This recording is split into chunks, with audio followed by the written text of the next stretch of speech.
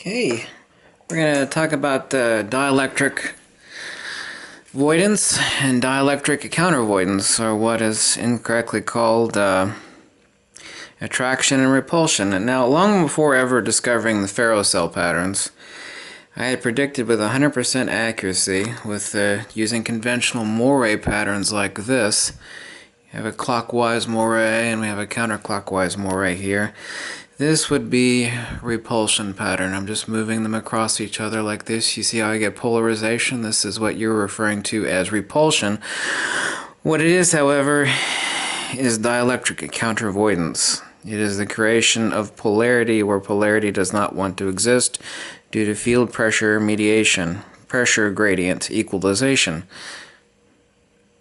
Now, the notion is that, well, opposites repel in magnets, and that's not the way it works. It's dielectric voidance or dielectric countervoidance. Now, if I switch them around, you will see quote-unquote attraction or dielectric voidance. You see this? This would be two magnets coming together, or the interlacing of centrifugal and centripetal in reciprocation. See, we have a clockwise spiral, and here we have a clockwise spiral. This would be what you would see at either end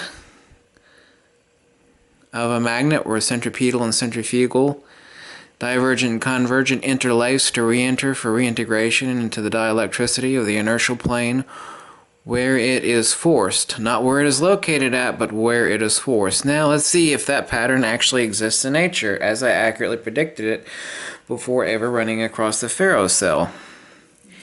Here we have our 1¼ N48 neodymium iron boron, and look, there you have it. Here you have the interlacing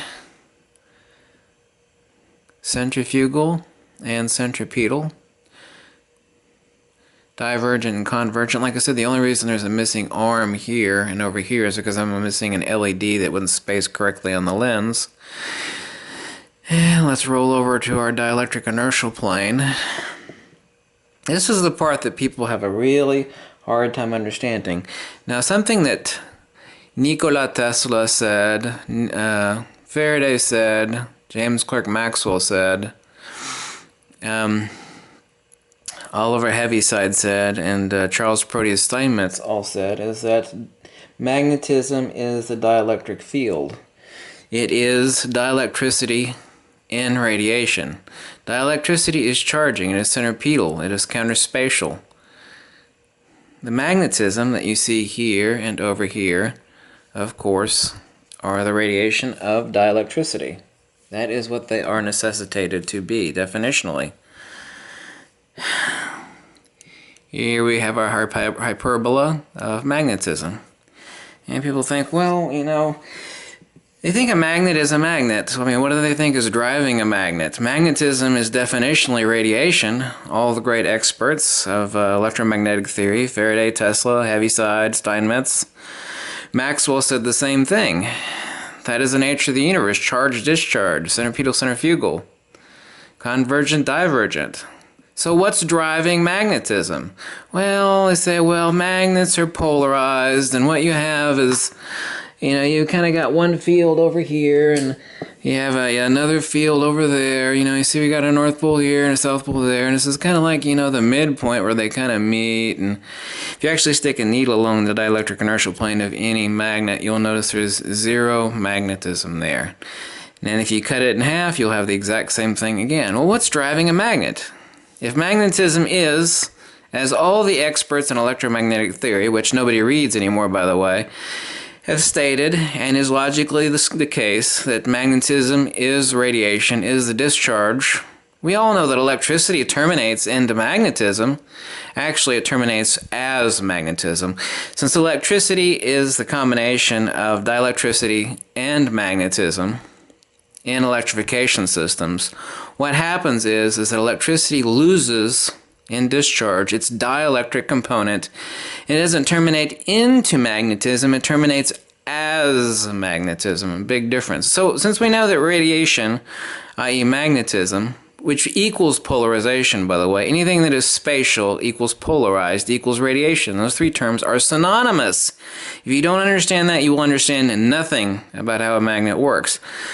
So, since we know that magnetism is definitionally polarization, which equals radiation, which equals spatial divergence and resultant convergence because all pressures equalize, then what is driving the polarization? What is driving the radiation? Radiation definitionally has to have a prior.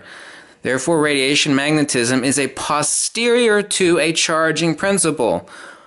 Well, that's this little magical part here that has been called a block wall. See, now, this is the part where definitions are not explanations. This is the charging plane of every magnet. It is incommensurable throughout the entire magnet, but since magnetism and dielectricity move 180 degrees opposite to each other, it is forced there. It is not located there. It is forced there, just like fluid dynamics, okay? Here you see me rotating the magnet. You see how the magnetism is repulsed and creates these flux lines along the dielectric inertial plane as I twist the magnet in space. Remember, space is the posterior attribute to polarization. There are no fields in space. There's only space as posterior to a field. Tesla said this. Dr. Oleg Defimchenko has this in his formulas. This is where Einstein and everybody else got it wrong. You say, well, you know, Einstein's a genius. He can't be wrong. Well, he is wrong. It's called attribute reification fallacy. Anyway, this is the dielectric inertial plane. So what is driving the polarization, i.e. the radiation? Radiation is radiation of something by something. Anybody can understand that. I mean, a little child can understand that. So what's the boundary? There's zero magnetism at the dielectric inertial plane. We know that something is driving magnetism, okay? The baby doesn't give birth to the baby, does it? No. The mother gives birth to the baby. So where's the quote-unquote mother in this analogy of a magnet? Well, it's the dielectricity. Charged cap banks in the creation of a magnet are discharged in the discharging coils, which increases dielectric capacitance incommensurable in the system, and the dielectric inertial plane is forced, okay? It is not located at, it is concentrated at, it is forced at, because magnetism and dielectricity are oppositional, as would be the case with any charge and discharging system within a binding system. Okay, I'm looking at the magnet edge on. It's a cylinder magnet. A very powerful one too, by the way. Here is the other pole. The reason this is black, because the dielectricity, the radial component of light, is concentrated here at the dielectric inertial plane. I mean at the, well, this is a centripetal point for reintegration of the dielectric inertial plane. But here you have what I predicted with 100% accuracy with my Moray patterns, using logic, retroduction, via negativa, retroductive analysis, and determining and understanding that dielectricity and magnetism, their conjugate system and how they operate, that all Mother Nature does is work in four principles. Centripetal, centrifugal, divergent, convergent, charge, discharge. Centripetal, centrifugal, I think I already said that, didn't I? Anyway, magnetism is radiation. Radiation is always radiation of something by something else, a prior principle. Therefore, magnetism is a posterior, and posterior to the magnetism itself is space. All polarization is space, is radiation. There's no such thing as space in a charging dielectric.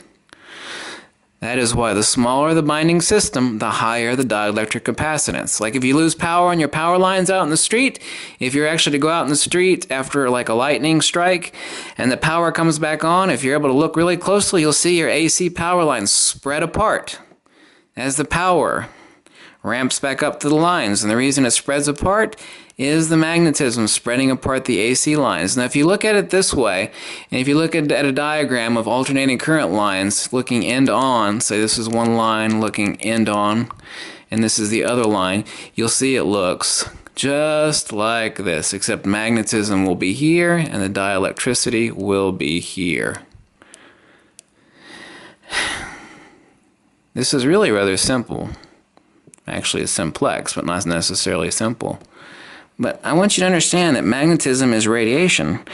There's no such thing as magnetism creating magnetism. Okay? Magnetism must have a prior. Magnetism is always this posterior. And the posterior to that posterior is space, is polarization. People say, well, what is polarization? Well, what's this little imaginary boundary line? See, the reason why it's called a block wall is because it was a phenomenon discovered at the center of every magnet. As I said, it's not located there, but it is forced there and concentrated. Huge difference between located at and forced at or concentrated at. So since there was no explanation for it, they named it. They called it the block wall or the domain wall of a magnet. Well, that's the description. That's a name. I can assign a name to something that nobody's ever seen before. Discover some sort of exotic creature out in the woods. Oh, well, that's the whatever animal. I've named it. That's the description. That's not an explanation. Well, it looks like this, and when I do this, you know, it eats grass, and it's got a long snout. That's naming something. That's not explaining anything. This is the same thing in the case of magnetism. The missing secret, not all of the missing secret, but one of the huge, let's call it 60 or 70% missing secrets of magnetism is what is driving magnetism. Most people don't know that magnetism is not what is dominant in a quote-unquote magnet. Of course, you can magnetize something without electrification from a charged capacitor bank and discharge coils by rubbing a powerful magnet like this on an iron bar, but that's magnetization. So there's no resultant dielectric capacitance increase in doing so. That's why such iron bars, such magnetized bars from stroking an iron bar with a magnet like this are so weak, and they lose their polarity rather easy, and it's also very easy to flip the polarity on them. But if you don't understand that a magnet is not a magnet, well, what does that mean? Well, it means a magnet is a dielectric object with resultant radiation of magnetism. Remember, the ether is the ether is the ether. Doesn't matter if it's gravity, mass, electricity, magnetism, or dielectricity. The ether is the ether is the ether. So, what does that mean? Well, here I'm going to throw you an interesting concept. Let's see if you can wrap your brain around it. Now, you're going to call this heresy, but if you start to think about it, you'll find that it's completely logical, 100% accurate, and demonstrable. There is no such thing as magnetic attraction and magnetic repulsion. Oh my God, this guy has slipped on a banana peel and landed on his head. What the hell is he talking about? What that means is that everything you call attraction has to do with dielectric displacement. The jumping iron, the jumping nails to a quote-unquote magnet is not due to magnetism. It is due to counterspatial voidance from dielectricity dominating the iron or the iron filings, whatever is jumping to the quote-unquote magnet. Magnetic repulsion has nothing to do with magnetism either. Dielectricity, which every magnet like this is, especially one that's been electrified in its creation, is a dielectrically dominant dynamo. It is permanent because it is incommensurable. Obviously, it's easy to destroy one by breaking them, heating them up radically, although it's kind of hard to destroy the hexagonal crystalline nature of neodymium iron boron, but you can easily do it. I've destroyed more than a few neodymiums, but magnetic attraction and magnetic repulsion connotatively exist, obviously. People say, well, you know, iron filings and nails jump to a magnet, you know, we get attraction over here, but if we have two like poles, we get repulsion over here. That is not driven by magnetism. Magnetism and radiation, of which magnetism is, never attracts anything. Now, it displaces things. It displaces the dielectric, as we can see here in the magnet, because the dielectricity is concentrated at and forced at due to the resultant magnetism from increased dielectric capacitance in the creation of this magnet forced to the center. It is concentrated there. It is not located there because, as we said before in earlier videos, we can cut this magnet a million ways to Sunday and you'll still end up with a north pole and a south pole and a dielectric inertial plane. But all polarity, of course, is just a misnomer of human perception, since you could spin anything, and obviously you're spinning in one direction, but it looks perceptually clockwise from one direction and counterclockwise from the other. So what does this mean? Well, you have to think about this. Radiation does not attract anything. It displaces things, but it does not attract anything. Everything that you think a magnet attracts is due to dielectric avoidance. Tesla knew this, Steinmetz knew this. Poor old Eric Dollard has been pulling his hair out for the past 30 years trying to tell this to people, but nobody listens. He didn't come up with a new theory. He'll easily tell you, look, all I did was spend decades reading and studying Steinmetz, Faraday, Maxwell, Tesla. He's the only person alive, or dead for that matter, who's replicated all of Tesla's experiments, or almost all of them. So, now we know what polarization is, or hopefully you do if you've been listening closely. We know that there's no such thing as magnetic attraction or repulsion. It is driven by dielectricity.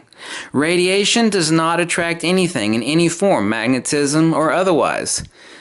Magnetism does not induce magnetism. Okay, the baby doesn't give birth to the baby. What is driving this quote-unquote polarization and its resultant spatial posterior has a prior. What is driving polarization, which is radiation, is this inertial plane, is dielectric capacitance and incommensurability within this magnetodielectric conjugate system that you call a magnet. Those are the facts. I will give further explanation on this on the chalkboard in the future, upcoming videos. But if you don't understand that magnetism is radiation, is a posterior to what is driving polarization. Polarization does not exist on its own. Magnetism, nobody on this earth, okay, has ever seen magnetism of itself by itself. It is radiation of something by something in every case. Okay, let me repeat that. There has never been one example or any one witness on this earth, a single example of magnetism existing by itself. It is radiation. Okay? Please understand that. And you see the hypertrochoid pattern here that I predicted with 100% accuracy with just using my Moray patterns. I knew what it looked like, but I thought, well, how could I demonstrate this to people with a physical analog before I found these ferrocells, invented by Tim Vanderelli, by the way, who is an awesome person. He has several inventions, and he's a terrific, wonderful person. Kind, gentle, he's all about the science. He's a very praiseworthy person. That's saying a lot coming from a crusty SOB like myself. Now we also know, as we'll talk about in the future, that light has a z-axis radial dielectric component. In our next video, what we're going to talk about, what we're going to show you, is two magnets interacting with a ferrocell, what you call attraction or repulsion of what is technically dielectric voidance or dielectric countervoidance. Please, if you come away with anything with this video, come away with anything from this video, you have to understand that magnetism does not drive a magnet, okay? People are looking at the tires and they can't see the engine. The engine of every magnet, as an analogy, is the dielectricity. The capacitance that is coherent is either coherent from dielectric capacitance increase from electrification from cat banks to discharge coils, or it is dielectric coherency without increase in capacitance from magnetic induction by stroking like one of these magnets across an iron bar and causing coherency within the dielectric, within the inner atomic of the soft iron bar, which is able to be magnetized. You can do it with a screwdriver. You can take this magnet and stroke a screwdriver handle, and of course it'll pick up little iron filings and nails. Now that's not an increase in dielectric capacitance, but it is magnetization. What it has done is cause dielectric coherency to a certain degree, thereby turning the screwdriver into a temporary dielectric into a dielectric voidance or countervoidance device, because the dielectricity and the magnetism are aligned, although very weakly. So remember that the dielectric inertial plane is concentrated at, not located at. It is forced to, because magnetism and radiation, i.e.